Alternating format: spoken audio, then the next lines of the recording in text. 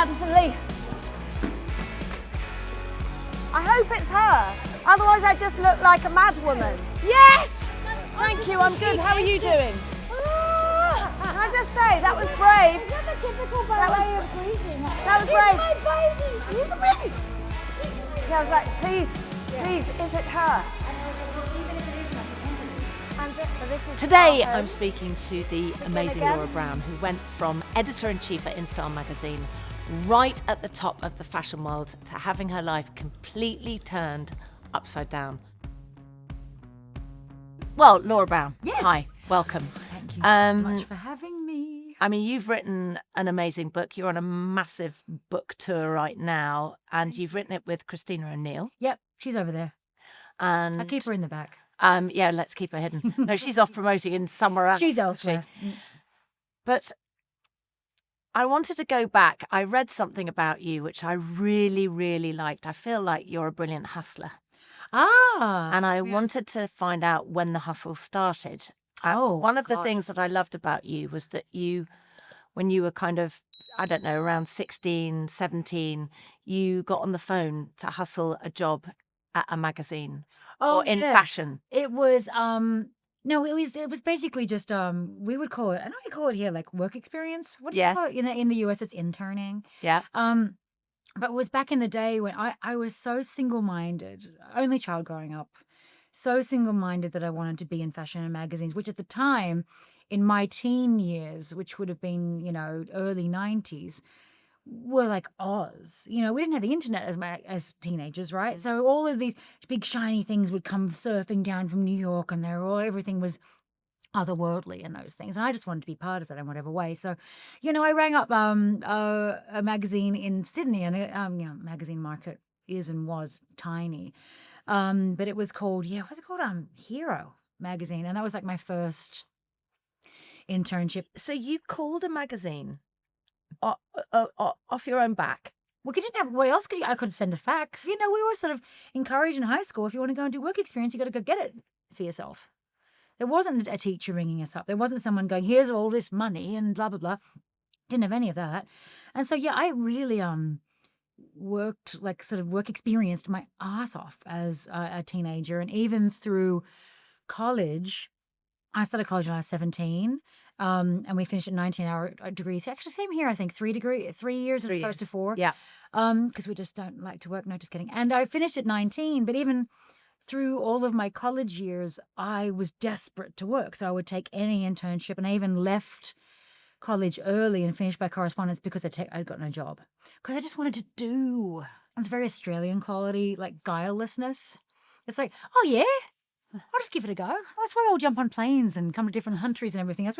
Oh, fine. I think that we've got a little bit of give it a go, because our worst case scenario in Australia isn't that bad. Like, it's a pleasant place.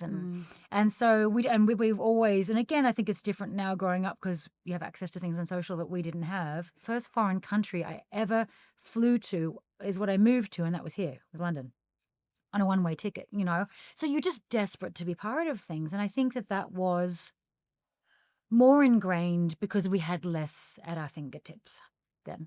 And so work ethic was strong in you. And I think with that comes, because I'm just sort of thinking about what happens to a woman when they get let go of or fired or lose their job in any way. Why it's so difficult for us, perhaps more difficult than it is for men, because we are learning how to handle the shame. Yeah, I think that, it's funny because, I'm sure we'll get to this, the way we got around to this book was kind of a bit like, bugger that, we're really good at what we do and we happen to get fired. And but we asked a friend of ours who's an HR, expert, and we were just like, okay, why do you think women can carry this shame or choose this shame? Because it is a head game, right? Yes. It is a choice. And our friend Bucky, she's a bit older, Bucky Keaty, best name for HR ever. And she was like, well, it's because it took us so much longer to get here. Yeah. And you don't think, and I certainly don't think, but like every day we go to work, we're like, oh, let's carry all of womanhood with me on my back this morning. No. But sometimes when this happens, you do feel that. And she said basically you spent so much time climbing up to your maybe your slippery rung, or your rung. And if you slip off that, the fall's harder because we didn't construct the workplace. Men did. Remember, think all the things like the corner office goal, the CEO, CFO, CMO, that's all military terms. It's all dude stuff, and it just did take us so much longer to get there. And we're still, I just saw a stat today, still paid 81 cents on the dollar for a man. But I've never been the one to be like, oh, as a woman, it's so much harder. Oh, is it like, I'm not one to re-insulate the glass ceiling over my head. Yes, we happen to be women and we're getting on with it. Exactly. And we're owning everything that happens to us. And I think that is, at the end of the day, the more honest road is the easier one. What I love is that owning something and it's something that I think is the same for men and women. When somebody can just own something that is difficult, it's attractive. Right. It's confident. It's confidence. There's ego in it. Yes. There's certainly, and I think women need to have more ego in everything, and even the good and the bad. You know what I mean? Because this means that you can take it and you're not, it comes in some ways, ownership comes from security. Yes. It's weird. It could be work, it could be health, it could be all of family, it could be marriage, it could be fertility, it could be all these things. And you don't have to send a press release about everything that's going on in your life. But like the more time you obfuscate or spin, or it's so debilitating. You have to carry all that around with you. And it just slows you down from where you're supposed to progress to. So I think that what we do work towards, especially professionally, is ownership of all your experiences. You want to give up all your ownership for how many years you work, 50 years you work to someone else? No. You earn this, especially every year that goes by as we get older and more experienced. That's ours. So by saying that, you mean that when you do leave somewhere, if you get a job, if you lose a job, if you want a job, if like something happens on the job, all those experiences are your experiences, and especially away. No. And especially if you lose a job, and that's what's quite subversive as well, and what we found, with owning up to losing our jobs with this book. But it is just, it's so, people react and appreciate honesty and boldness and a bit of like chest thumping in a way, It's so interesting. A bit of pride. Yes. A bit of pride in loss, which is such a strange mix. You wouldn't think, you'd be like it wasn't, it certainly wasn't the best day ever, to get fired. But it was like, no, we're good. I was bloody good editor-in-chief. I'm good at what I do now. Yes. You know what I mean? And we got fired because the industry and this and that and all the reasons why media is morphing, so much. But there wasn't, thankfully, much doubt about my ability through that time. You know what I mean? It was like, and that's what we certainly encourage all women to remember. And again, it's such a head game. Like you've worked all these years and whatever. I always say like every bit of experience you have is like a sort of a platform you stand on. I mean, you're little, it's a little one. And then you get taller and taller and taller and taller and taller through that experience. And the only one who forgets that is you. Yes. And, the one who gives that away is you. And so that was, for us when we Instagrammed that with this title, all the cool girls get fired, not thinking we're going to write a book, but just being like, bugger this, we got fired. Okay. I'll do this sign, but it was probably a bit this sign, it was a sort of a subversive thing to do. But it just by doing that, just the women that responded to it so immediately, that deluge. It was like, oh, we'd open like a psychological doorway. Can we just talk about the day you posted that? Sure, can. I'd like to go Let me have a Diet Coke. Yes. I'd actually like to get there by slightly talking about your job progression. Yeah. When you came to the UK, you got a good job, and then you went on to get a job that you stayed in. I flew to the UK on my one-way ticket, never having gone anywhere, from 97 to 99. Then went back because my visa expired, went back to Sydney from 99 to 2001. And I remember I was working in a magazine there, and we used to get these mail bags of all the shiny magazines. From New York in like peak era, like 2000. Yes. And I would get the Vogue and the Harper's Bazaar, and especially like the New York magazine. I remember sitting at home in Sydney And I had this lovely apartment, but it was a very unambiguous address. I overlooked Sydney Harbour. It was very clear where I was. But I remember I was reading like New York Magazine Intelligencer, like the front part of it. And I was reading about some night in like the Moomba nightclub, some gossip thing, right? And I remember I was head down in this New York mag, and I looked up and I'd forgotten where I was. I remember that so clearly. I was like, oh, I had just gone to New York in my head. It was nuts. But then, yes, I moved to New York. Is that what made you want to move there? I mean, Like, just reading about it. I was like, I want to be where the fashion is made, where the art is made, where the movies are made, we're at the peak of the creative universe and populace. Because Australia is wonderful, but we don't have that many people. You know what I mean? There's all the reasons. Australian had given you the courage to go because you all go overseas. Because we all just get on. Yeah. Fine. And but I just wanted to be. It felt again at the time that we were getting everything secondhand. Right. You know, so we were literally a lot of the time. Yes. I was like, I want to see the thing with my eyes. Yes. So I think I had $5,000 US, 2 bags, and I arrived in New York on September the 4th, 2001. So a week before all that happened. But what was so this 2 and 2 and 2? Could I just ask you about that? Yeah, I've got a ripper of a story with that one. Tell me. Not with the 11, but the night before. So I got there on the 4th. I had one great friend there called Libby Calloway, who was the fashion editor of the New York Post, and she was like my social fairy godmother. And on the 10th, so it was Fashion Week. It was New York Fashion Week, and I'd arrived right in there, and I was whomp. And she somehow smuggled me into the Marc Jacobs show. And the Marc Jacobs show is still a huge deal, but in 2001, it was like everything, and it was on this pier into the Hudson, and I think I cheated my way in there, no idea. And I walked in, and everyone was like famous. It was supermodel here, and like SJP, Carrie Bradshaw was there, and this was there, and this, and everyone was just like, I was like, oh, this is like the movie. I'm like in the movie, and I've been there for 6 days, and I had some stupid shoes on, probably had a big glass of champagne, and I was like audible gasp kind of stuff. And I remember tottering down to the bottom of the pier with someone I just met, and being so beside myself and toasting down at the Trade Center actually, and just going, yeah, I'm here. But also what's funny on that night, and before, the world changed the next day, but that night I met Christina, my friend and co-author.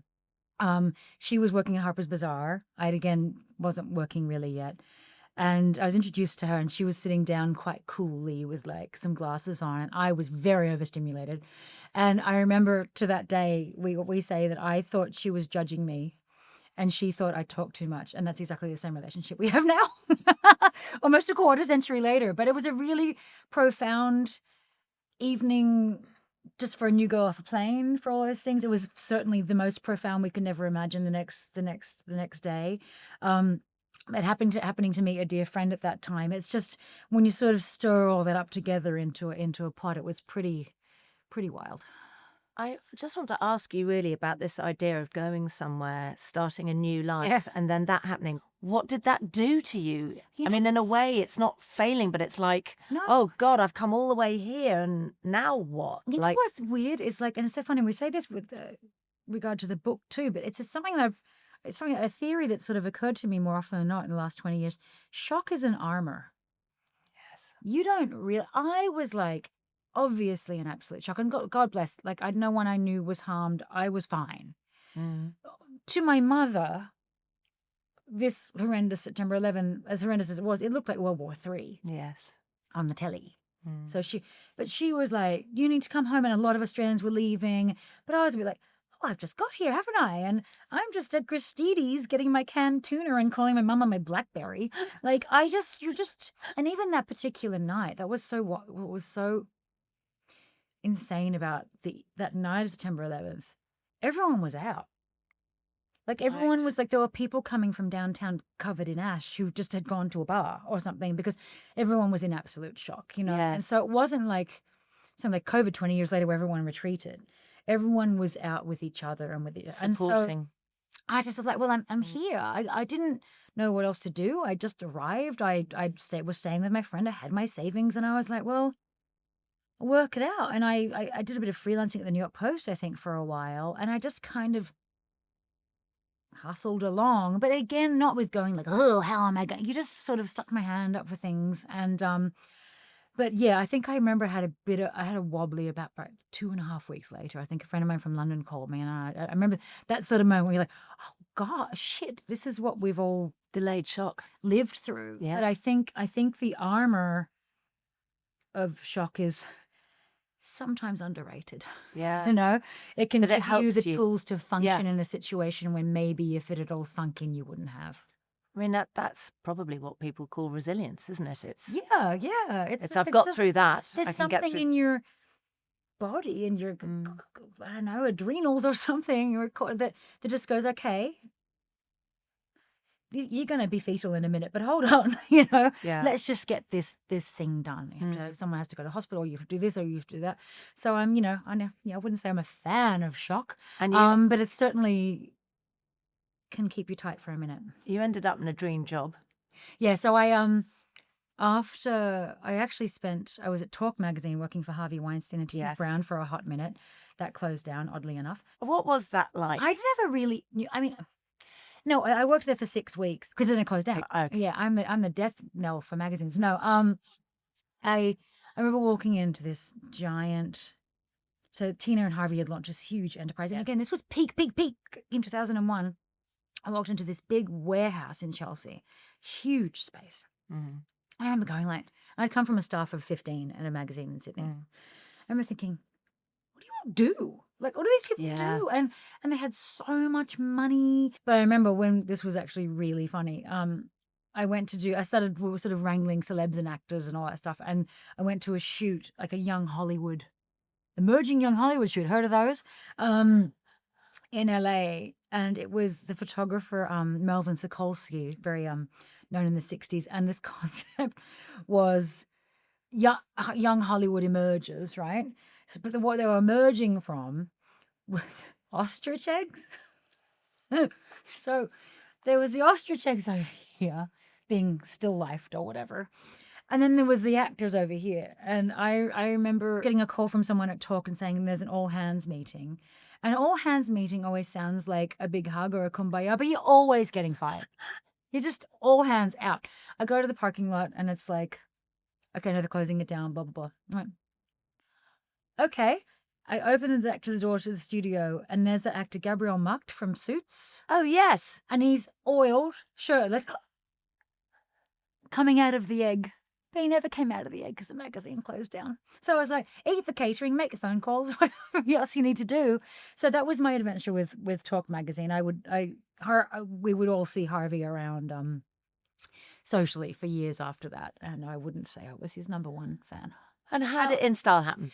So I worked before InStyle. Christina, my mate from the fashion show, we worked together for about 8 years at Harper's Bazaar. So we worked for Glenda Bailey, who I know is a legend here. And so really got feet wet there. I did a lot of huge, like, sort of celebrity wrangling, creative direction, all these mad concepts, all this crazy stuff. And really tough, but really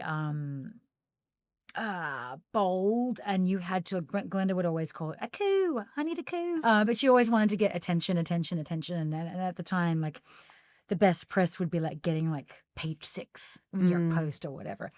And so that really formed me and certainly her. But yeah, I was there for 11 years, cut to 2016. And then the editor of InStyle left, and then I got sort of scoped for that by Time Inc., which was once a very storied, media company. They called me up and I went through a bit of executive speed dating. Did some sort of memo on like Apple Docs or something. And I did the most old school thing. I remember sitting in my pajamas just for a full day. And whenever I'm writing something, I'll sit there and almost like atrophy just to like get the thing done. Sent my memo off. And they hired me in August 2016. I remember being like, I finally got the story job that we'd been so programmed to want. And I was excited to get it. But it was funny. I'd been working in New York for so long, and I was like, okay, awesome. I've gotten it. But it wasn't like, here's the top of my Christmas tree, And InStyle at the time was a very sort of stately, here's how to match your pants with your belt. You know what I mean? Or here's Barbara Streisand at home kind of thing. And very Hollywood, and had a huge launch in the 90s, and it used to be this thick and all that kind of stuff. And I certainly very deliberately kind of kicked it in the ass. Yeah, your covers were They just out. I just didn't mess around, because it was like, but especially like, I mean, I started in August. It was There was a a lot. wild time. It was no, I'm going around in my town car to the Ritz, you know. It was particularly, it was awesome, but it was very challenging. And you had to do stuff which got attention, but attention for the right reasons. Not just like, oh, I got Angelina Jolie. It'd be like, here's a worthwhile person who has something to say. Yeah. Can maybe make the people at home feel better and I always used to say the slogan for the magazine was everybody's in. Because it was like, I understand that people like famous people in pretty dresses, and so do I. But they're not better than you or above you. You're in this same thing together. So it was very much my proposition to appreciate and glorify everyone who deserved it on the same level. And was part of that to try and, with all the way that the world felt quite unsettled, to reassure, Yeah. you know, to comfort. Yeah, it was like and I wanted people who read, you know, so many times you would read a magazine and you would feel worse about yourself, right? And you have the right body or the right garden or the right boyfriend or the right genes, you know what I mean? And I always hated that. I wanted a woman to feel better when she read the magazine and not worse, just regardless of whatever times we were living in, because I remember that feeling, especially as a teenager or whatever that sort of stuff is. I should be, I must, I need. And if you want to buy these things, that's nice, but you don't need these things to be functional. But it did become more important because of the challenges of 2020 and onward from that, when everyone was literally at home, didn't know what they were doing for themselves. And I'm not sure when their life was going to begin again, you know. Can I also just say, I think, you know, this feels like a time, obviously Harper's Bazaar, you laid an amazing foundation. Because you laid an egg. Here, you laid an ostrich. A gorgeous egg. An emu egg. Yeah. But that it feels like InStyle was really you coming into your own. You had free reign to be who you wanted to be, and everybody loved it. Yeah, it was funny because I worked for 3 different publishers through that time, and it was very, like, Time Inc. died. And then we were bought by a place called Meredith, which was literally a bunch of conservative men from like Des Moines, who were like sort of Trumpy, but I sort of liked them because they were like very straightforward, and they loved me because I would like host like the Christmas ugly sweater party, and I knew famous people, so they were like, oh, we love her. But they did kind of like, I had one boss, and he always used to say to me, do you know Rebel Wilson? Yeah. People just was like testing you. Okay. Like, yes, I do. Yeah, she's probably my cousin. Anyway, but it's no, they did because the time. It was such an interesting time. The time sort of demanded it a little bit. You couldn't be passive. Yes.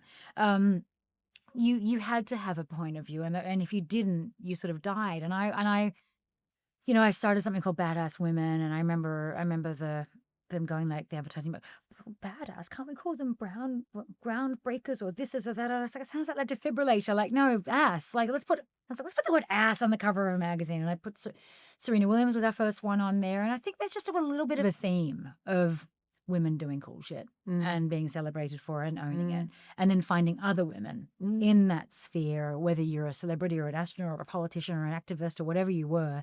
And one of my favorite things I would do would have these badass dinners, and I would get them all and stir them up into like a little chili, you know, and we would all end up in some sort of wine-soaked pile at the end of the night, and everyone would make friends. Badass women love each other, right? Because they're all badass. They have something in common.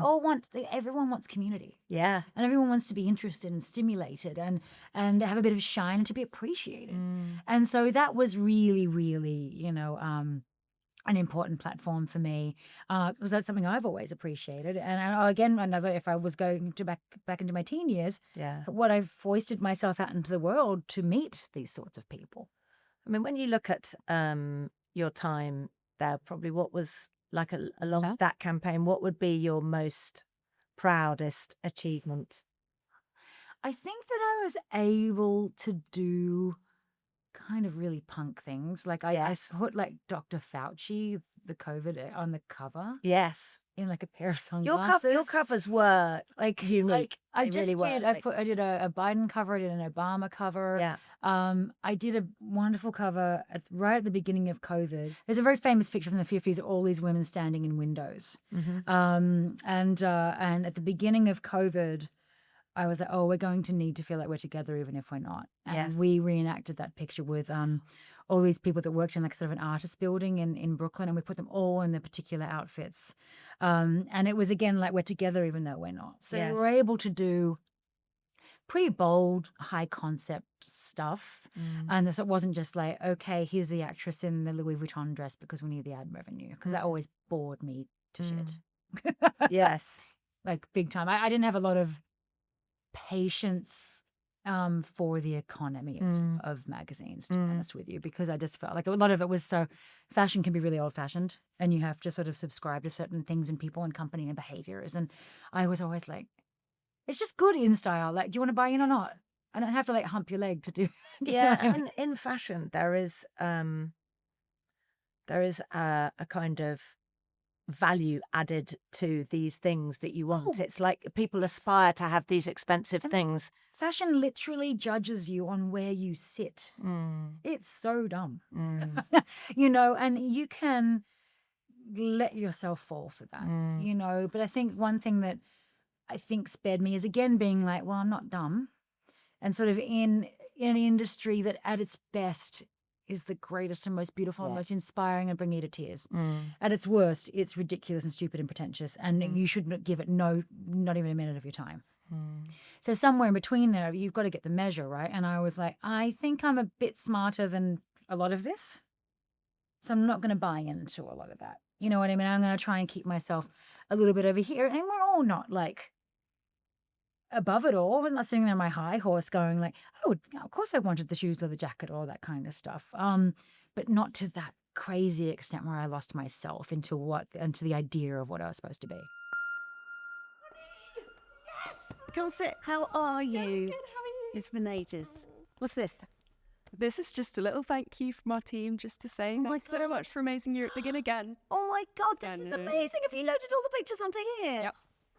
I love you so much. This is the best present ever. Aura's our new sponsors, and we love you, Aura, because they bring such joy, these frames. I've literally got them for everybody. You've got Christmas presents. Oh yeah, all my Christmas presents are sorted. Oh, she's sorted. What you do is you can get the photos from your camera and you can just send them to any frame that's in the app. You can literally, right in that moment, send the pictures or send that memory. Amazing Christmas gift idea. It's so good. Right now is a brilliant, brilliant time to buy because Aura Frames is having their Black Friday Cyber Monday sale. Yay! And that means you can get £45 off this frame. All you have to do is visit auraframes.co.uk and use the promo code Davina at checkout. So that's Aura, A-U-R-A, frames.co.uk, and terms and conditions apply. Prepare for lots of happy tears. I really want to talk to you about, we've talked a little bit about the demise of media, and you and I think, have been incredibly lucky because we've lived through the greatest time in fashion. You know, obviously like I told you, I was a booker at Models One. Yeah. When model agencies and modelling, it was like amazing, so much fun. Fashion was Heady brilliant. days, yeah. Heady days. I get into television, MTV, when everybody was watching television all the time. MTV Europe was launching. I watched It was you so when I lived exciting. here. It was so fun. You get into fashion magazines. But then suddenly, for me, you know, TV is ending. Terrestrial television as we know it is changing in front of our very eyes. Terrestrial, sorry. Isn't it? It's mad. Earthly. And magazines had the same thing. You probably could sense that coming. What did that feel like, and how did everybody feel in your industry, and was it frightening? Like, could you feel it slipping? It depends, again, on how much you attach, right? The more you attach, the more frightened you are. And I see that still. The odd fashion show I go to, and I see people getting a bit grey and more scared, but they're clinging onto that chair, you know, and God bless. I think that I existed sort of outside of the magazine as well as a little bit of a personality, or oh, Laura Brown is also Laura Brown. She's not just InStyle's Laura Brown. Like I don't think anybody had put the magazine before my name, and no ego in that. It just was like, because again, the industry was changing and things were. And it that wasn't was Vogue in deliberate. 1998. It was InStyle in 2020. Yeah.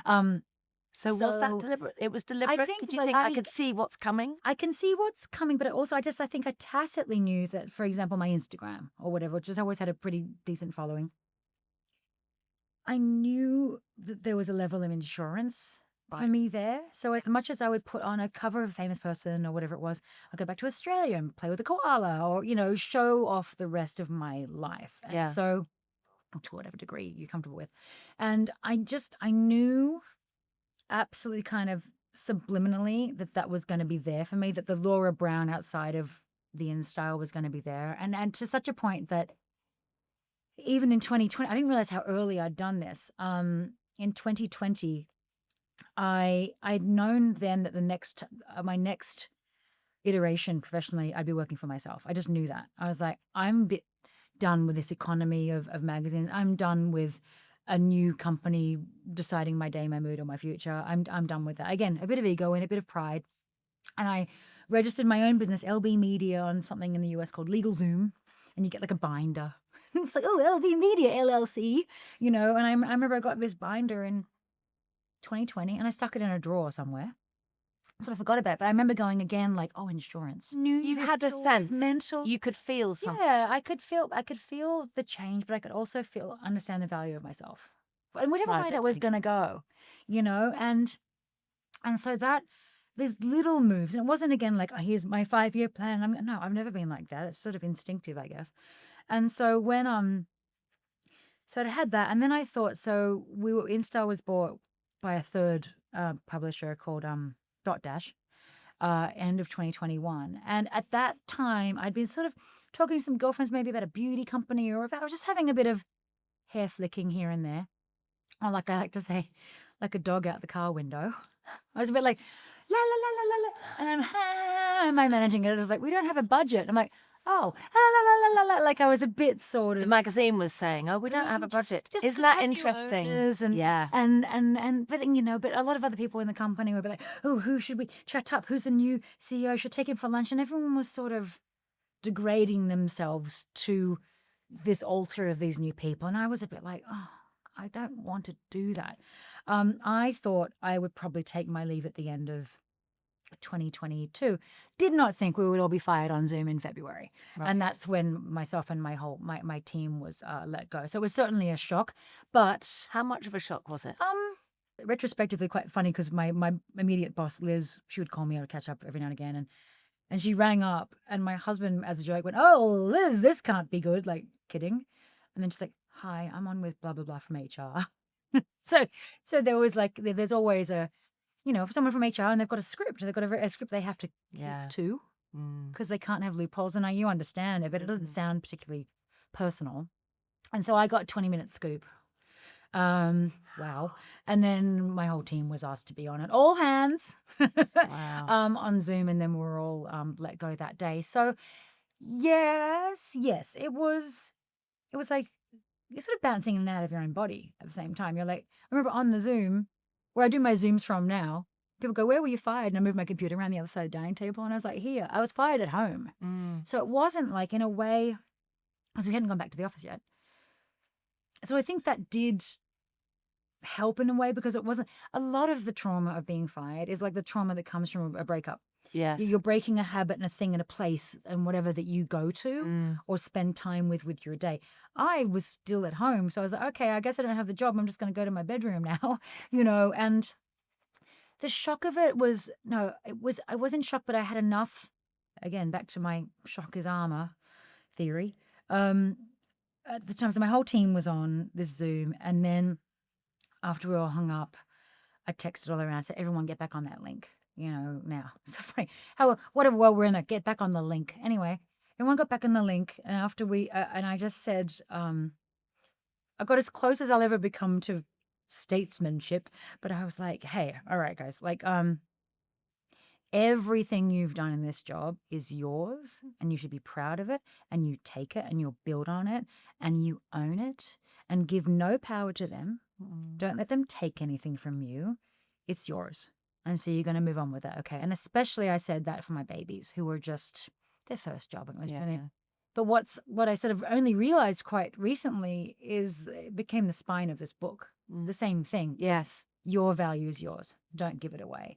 And so that was really key. And then we had to do dumb things like, how do we save a contact? Like, none of anyone knew. Our email was getting shut off. We didn't know how to, like, do stuff. You know, there was one guy in the art department called Brian who knew everything. Like, Brian, you know, and so we had to sort of frenzy around to, like, get our email contacts out and all those kinds of things before the end of the day. It got shut down, yeah. Yeah, so you get sort of infrastructure possessed for a minute. And I remember I was supposed to go to an appointment, so I had my sneakers on. And I was like, and I just remember sitting on my bed, but I wasn't even sitting neatly. I remember I had like one leg on, and I was like this with my laptop, very ungainly, sorry. And I just started receiving, because I was like press release fired too. I was either by turns of verbiage eliminated or terminated, you know, all of these things. So it was not that I would have spun it, as we know, but it was so out there that I just got this Deluge. outpouring of text, DMs, all the ways one can communicate. But I sort of compare it to like beautiful eulogies about yourself, but you're still alive. It's kind of great. Yes. Having people tell you that you're awesome and how sucky this is and how great you are. And but like, how are you? Like, can I ask you how you are with pity? oh no, I don't do pity. Because I don't like it when people feel sorry for me. But I don't. That's the thing. I don't. No, neither do I. But I think what I didn't really get from that, I didn't really get a oh poor or that. Like, I got more. Can I use a bad word? Oh, this is fucked up. Or this is da. Or I remember the best message I got was from a woman called Boo, older woman called Boo in Mississippi, right? And she said, I only ever read magazines where you were involved. Thank you for making me feel included. So it was like more like that. Like, you're good, this was great, you're good, fuck 'em. You're good, this is great, fuck 'em. Over and over and over and over again. Not that, know what I call it? You say pity, you know what I call it? Crumple face. Oh, hate crumple face. Limp neck. Hate it. Yeah, that like Can't do it.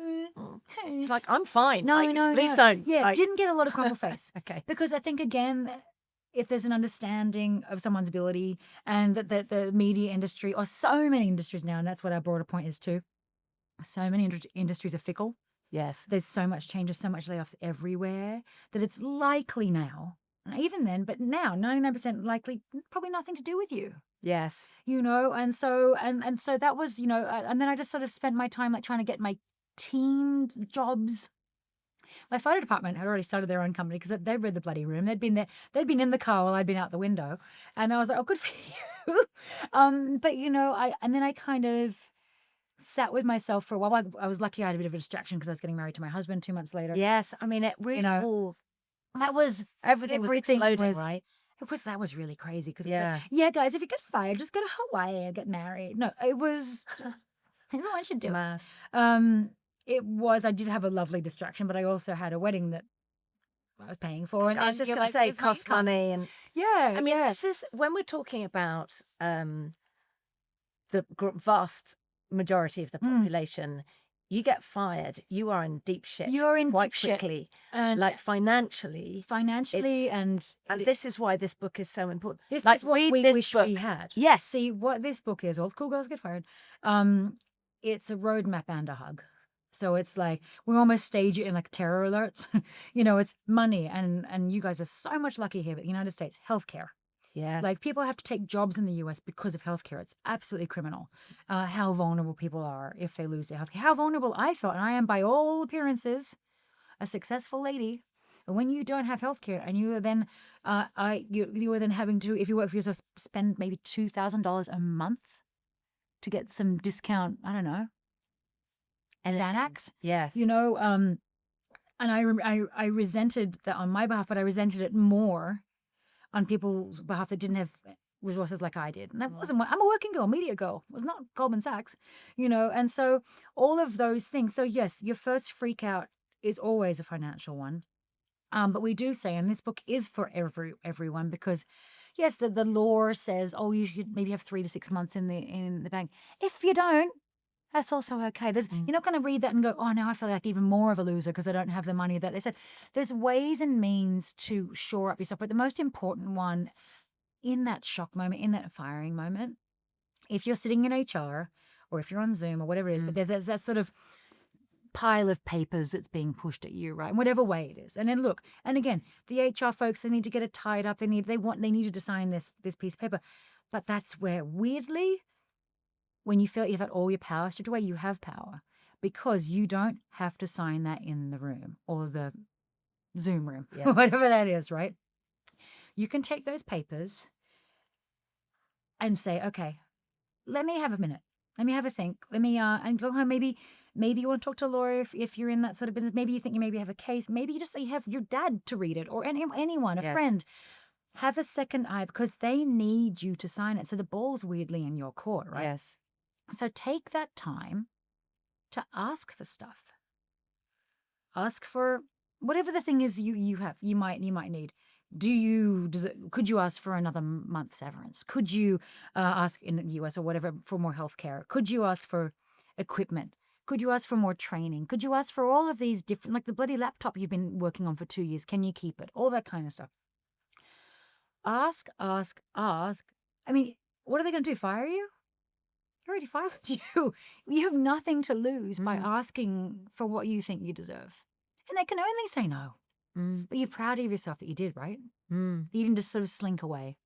I think it's that thing of at that moment in time you've lost confidence. Yep. You're crumpled. Yep. And they know that. Yep. And they pass you the paper and you think, oh, I don't know what else to do. Sign. Over. I want it to be over. But No one wants actually to prolong it, but re-empowering yourself is what you're talking about. it's so important, and it's just to have that presence of mind, to have that kick. And again, you're like a beetle on its back. I was, but just have a little bit of agency and say, okay, give me a minute. I'll get this to you, but I need that. And they can't say no, and they won't say no. And look, most HR people, I do actually say right now, especially in the hiring in the workplace, there is more empathy now than there used to be, because there's so much change and there's so many layoffs, and people want you, to be all right. I don't think you can get away with being an asshole boss, as much as you, and I'm sure they exist, but as you used to be able to do, they want you to be able to go on and not be vulnerable and not have to keep calling and everything else. So yeah, take that minute to whatever it is, to get whatever you can, and then look at your finances with a real honesty. We have a couple of really great tips. Like one thing I'd never really thought about, which is, when you go to M&S, right? And you go with your phone or your card and you beep, beep, bop, bop, bop, all your money away. And then we had an advisor in the book say, take cash.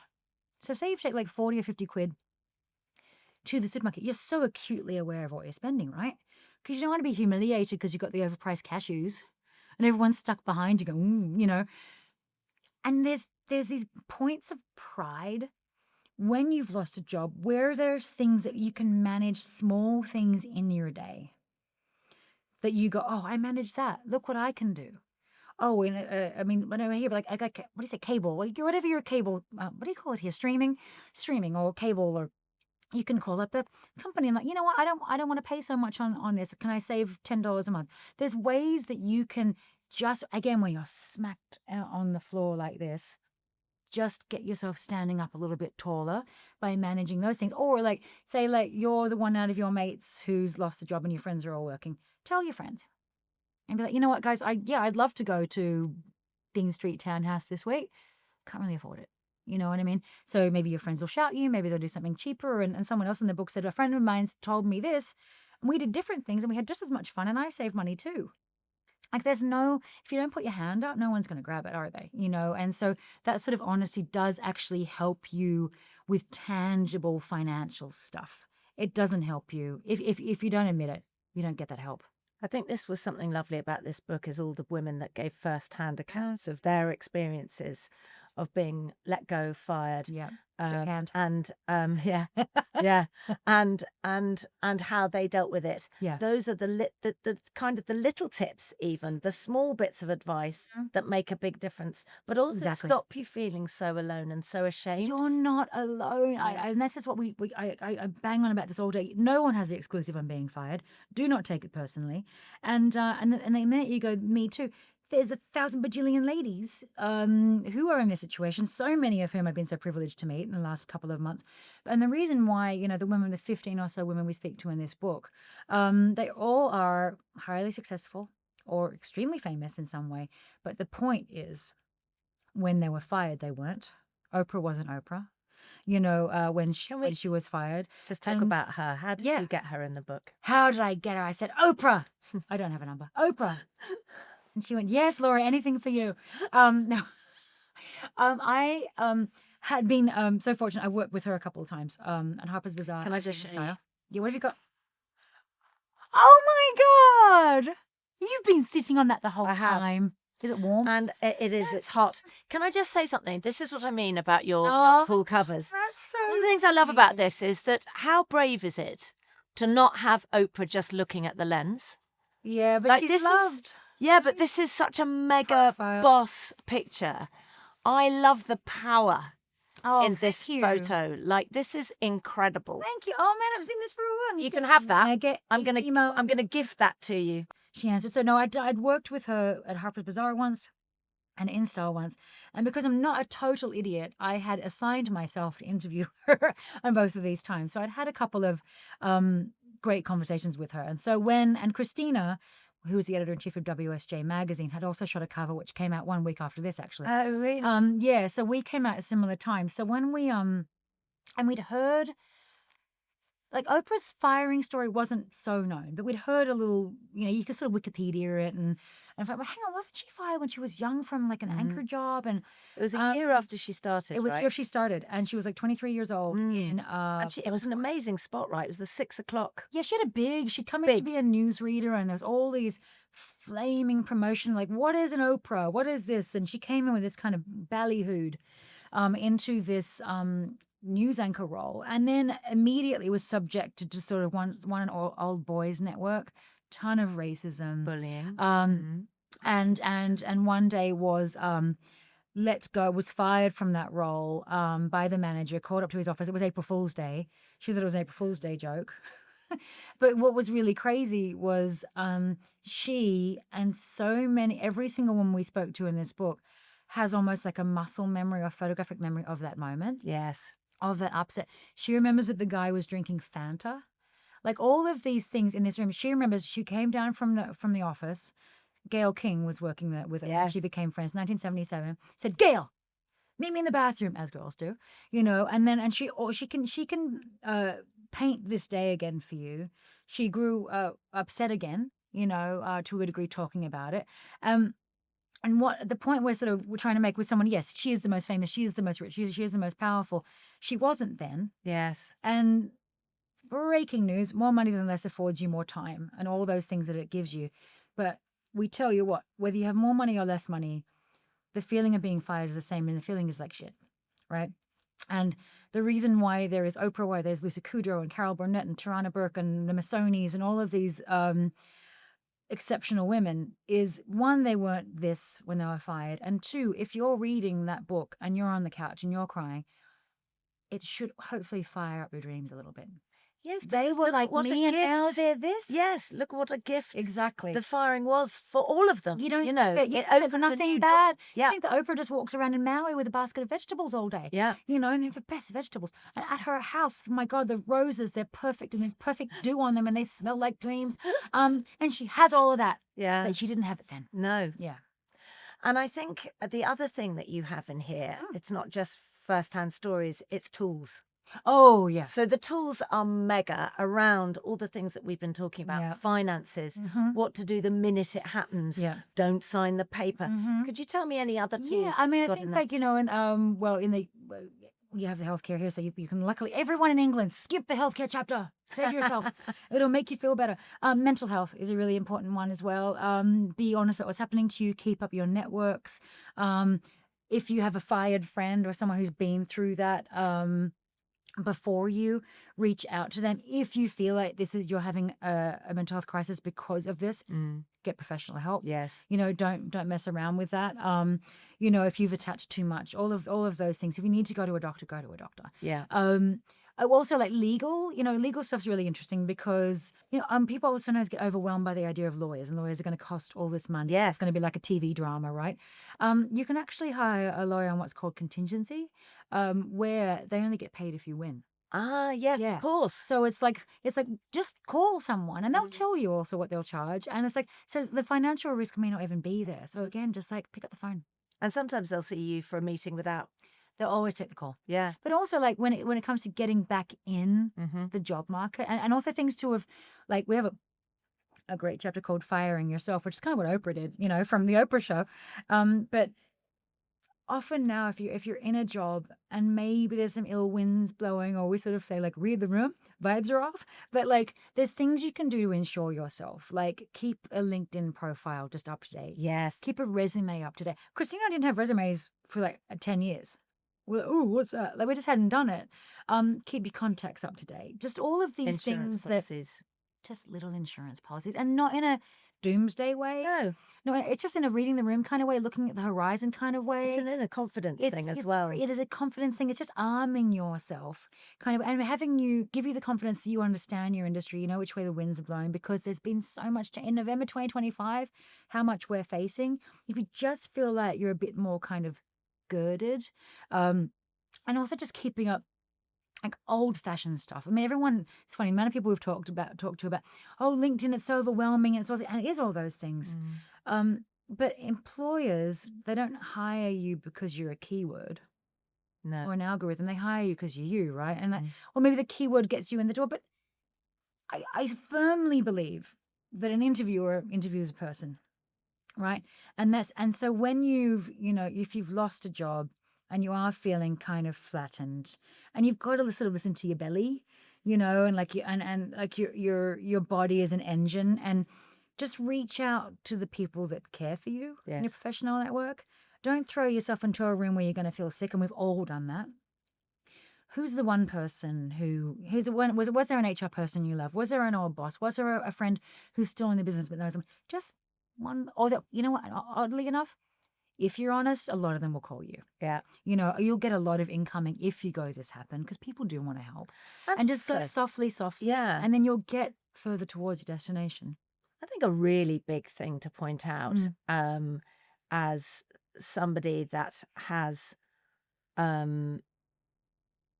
talked to many people who've lost their jobs, there's something really attractive about someone who is really honest about something that happened to them that was bad and what they're doing to pick themselves up. Because that screams confidence. And it's also humanizing, because everyone has got shit.